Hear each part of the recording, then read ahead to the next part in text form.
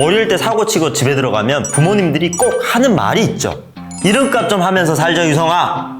근데 이 말 지키기 제일 어려운 거 아시죠? 오늘 미스터북 이름값을 톡톡히 해낸 북한의 자본가 백선행의 이야기입니다. 김일성, 해고록, 세계와 더불어에는 수많은 인물들이 등장을 하는데요. 여기서 백선행의 이야기도 나옵니다. 사회를 위해 유익한 일을 많이 한 여성이라고 나와 있습니다. 1848년생인 백선행은 14살에 결혼을 하고 2년 만에 남편을 잃었어요.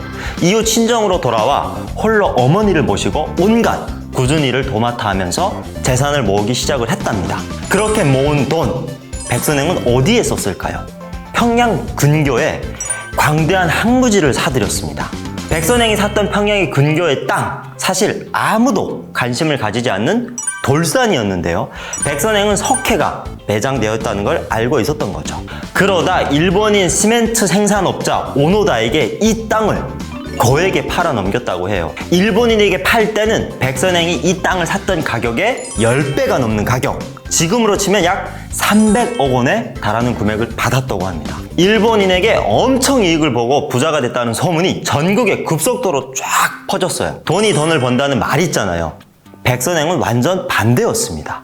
돈이 필요한 곳에 돈을 쓰기 시작했어요. 1908년 첫 공익사업으로 평양 대동군에 있는 돌다리를 고쳤어요. 이름을 백선교라고 지었고요. 그러다 1919년 3.1운동에 충격을 받고 교육사업에 재산을 바치기로 결심을 해요.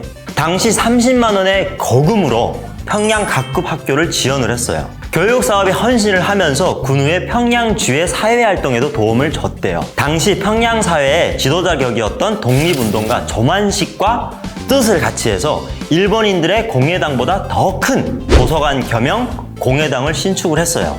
이후 백선행 기념관으로 불린 이 공예당은 아직도 평양의 명소로 꼽힙니다. 백선행의 선행은 동아일보 신문에도 실렸고요. 이후 백선행처럼 일제로부터 민족주의를 지키기 위한 시민들의 움직임이 일어났다고 해요. 백선행이 사회에 기부한 금액을 모두 합치면 지금 돈으로 약 320억 정도가 된다고 합니다.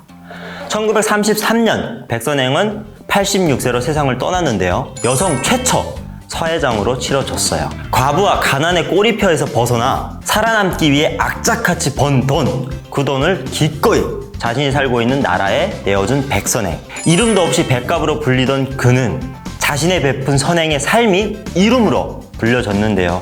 이름은 이름값을 해야 하듯 돈은 백선행처럼 써야 돈값을 하는 게 아닌가 싶습니다.